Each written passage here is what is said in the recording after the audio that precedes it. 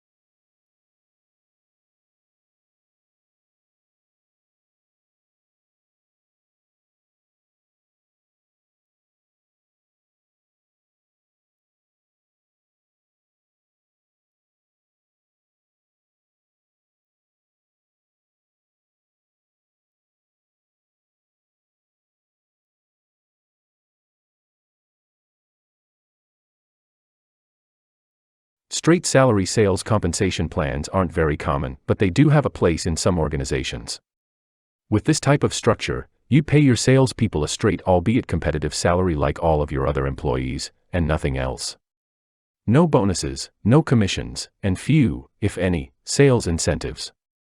This type of compensation plan is most often used when the industry you operate within prohibits direct sales, when salespeople work as part of small groups or teams and all contributions are equal, when your sales team is relatively small, or when your salespeople are expected to spend much of their time on other responsibilities other than selling. However, these plans don't tend to offer motivation to salespeople, as there are no incentives for them to work harder. Salary plus commission sales compensation plans are possibly the most common plans used today. They're structured in a way that salespeople receive a lower base salary along with commission pay that makes up the majority of the total compensation. Organizations use salary plus commission sales compensation plans when there are opportunities to support all salespeople on this structure and when there are proper metrics in place for tracking sales to ensure that the splits are fair and accurate.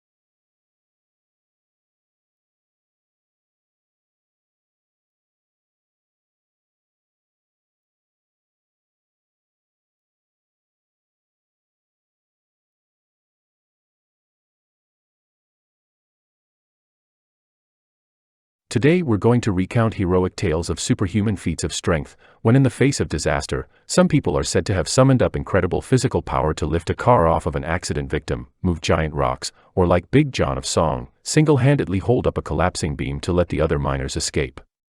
Are such stories true? There are many anecdotes supporting the idea, but we're going to take a fact-based look at whether or not it truly is possible for an adrenaline-charged person to temporarily gain massive strength. In proper terminology, such a temporary boost of physical power would be called hysterical strength. The stories are almost always in the form of one person lifting a car off of another. In each of these cases, some aspect of leverage or buoyancy probably played some role in reducing the magnitude of the feat to something more believable. And even lifting many cars by several inches still leaves most of its weight supported by the suspension springs. But our purpose today is not to debunk any of the specific stories. The majority of them are anecdotal, and interestingly not repeatable. In many cases, the person who summoned the super strength later tried it again only to find that they couldn't do it. Basically, what we have is a respectably large body of anecdotal evidence that suggests that in times of crisis, danger, or fear, some people have the ability to temporarily exercise superhuman strength.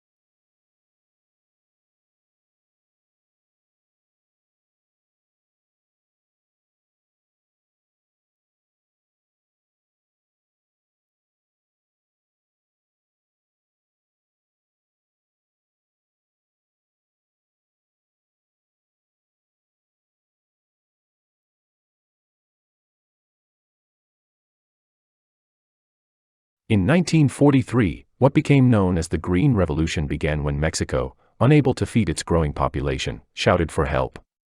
Within a few years, the Ford and Rockefeller Foundations founded the International Rice Research Institute in Asia, and by 1962, a new strain of rice called IR8 was feeding people all over the world.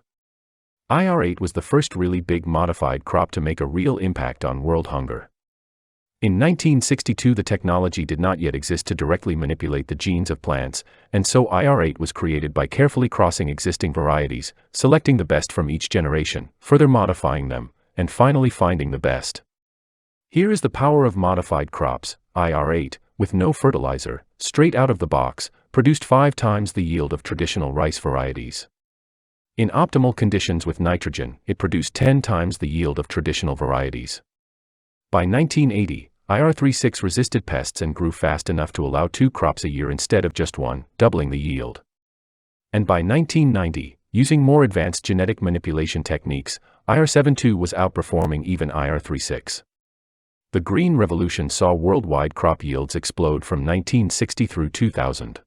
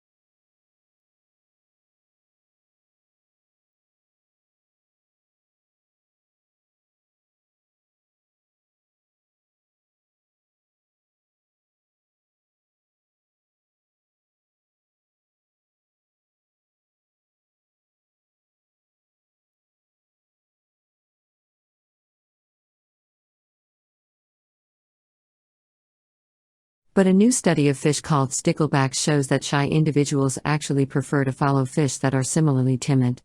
Researchers had trios of sticklebacks with known personalities play follow the leader. The fish were placed in a tank that had some plastic plants at one end and some food hidden at the other. In some of the groups, a bold fish and a shy fish acted as leaders, while another shy fish followed. And in other groups, it was a bold fish that did the following. The researchers recorded whether the follower sallied forth more frequently with the fish that was behaviorally similar or the one that was different. What they found is that shy fish were more likely to emerge from undercover when an equally wary fellow was already out there. Bold follower fish did not seem to care which leader they followed. Of course, no matter which fish a stickleback chose to stick with, the bold fish did lead more expeditions over the course of the experiment than their more retiring friends. That's because the bold fish initiated more trips, regardless of who might be tailing them. The researchers write that when offered a choice of leaders, sticklebacks prefer to follow individuals whose personality matches their own, but bolder individuals may, nevertheless, be able to impose their leadership, even among shy followers, simply through greater effort.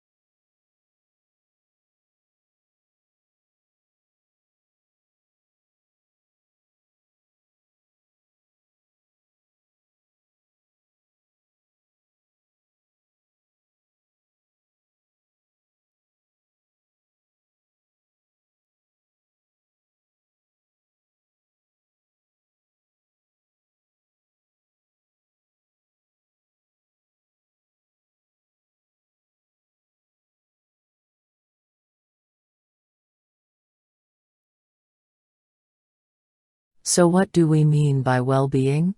Health, happiness, a sense of achievement and contentment, a state of mind and body where people can thrive. Well-being is not something that is purely limited to people who are facing extraordinary challenges in their lifestyle, health or personal circumstances. Everybody here has a level of well-being. Music so often forms an intuitive part of our well-being management, music to pick us up, music to calm us down, music to heal our sorrows. Our aim through research is to move from this level of intuitive application of music through to informed use in our communities to take the next step in the understanding of the power of music in human life. Music already works for us on so many levels, whether it's soothing and teaching our infants, bringing people and communities together, adding spirit to our work and personal endeavors, but there is no reason to stop here.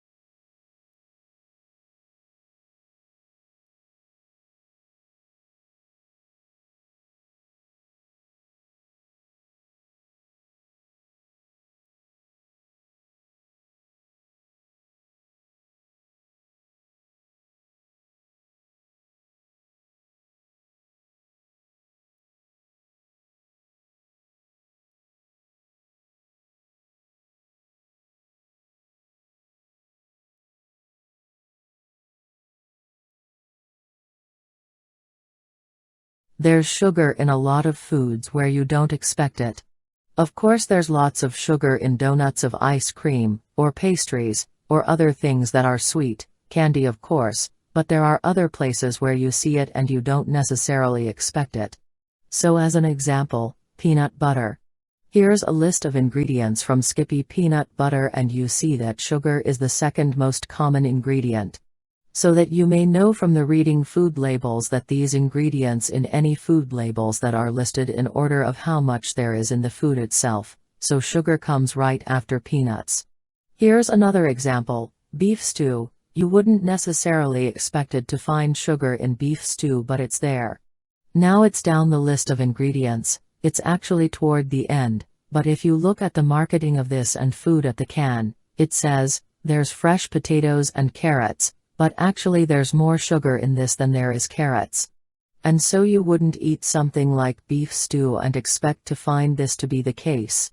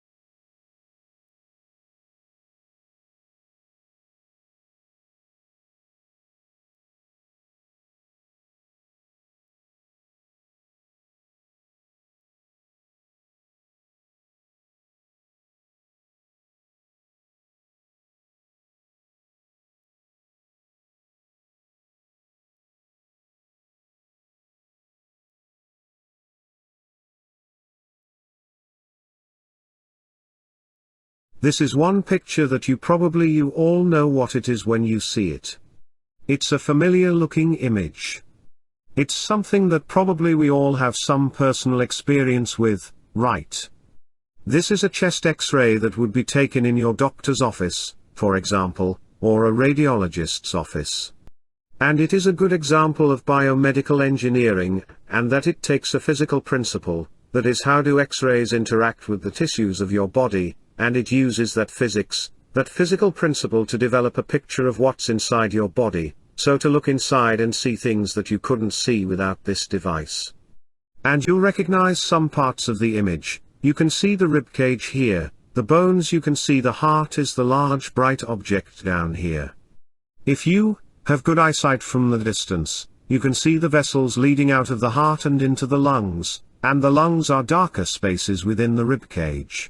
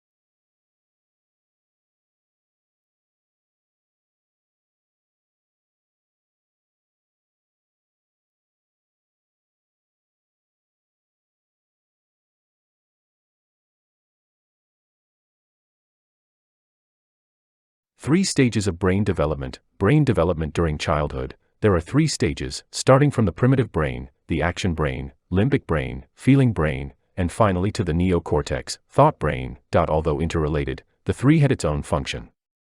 Primitive brain functions to manage the physical to survive, manage reflex, motor motion control, monitoring body functions, and process information coming from sensing. Limbic brain functioning as a liaison to process emotions and the brain thinks, and the primitive brain. While the thinking brain, which is the most objective part of the brain, receiving input from the primitive brain and the limbic brain. However, he needed more time to process information from the primitive brain and the limbic brain. The brain thinks the merger is also a place of experience, memory, feeling, and thinking ability to give birth to ideas and actions. Nerve myelination of the brain take place in sequence, starting from the primitive brain, the limbic brains, and brain thought. Neural pathways are more frequently used to make more myelin thicken. Increasingly thicker myelin, the faster the nerve impulses or signals travel along nerves. Therefore, a growing child is encouraged to receive input from the environment in accordance with its development.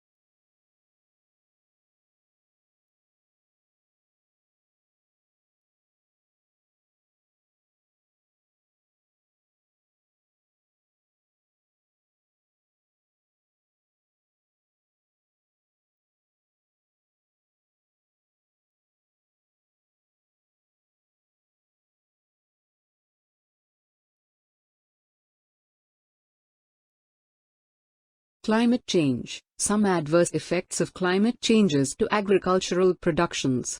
Some lands are unsuitable for growing crops. There will be millions of people facing hunger in Africa in the future. Climate change will result in less production and less food. It is difficult for developing countries to deal with climate change due to their financial status and other issues. There are many people living in hunger, especially in Africa. The climate change has devastating effects on world economy. The tropical areas on Earth are dry and hot, and are originally not suitable for food production. The change of the climate leads to extreme weather conditions such as flood and hurricane, which exacerbates the food production. As a result, it leads to a continuous decline in food supply annually around 10 to 17%. And this trend is perceived to be continue in the future by 2070. The regions suffering the most will be some African countries.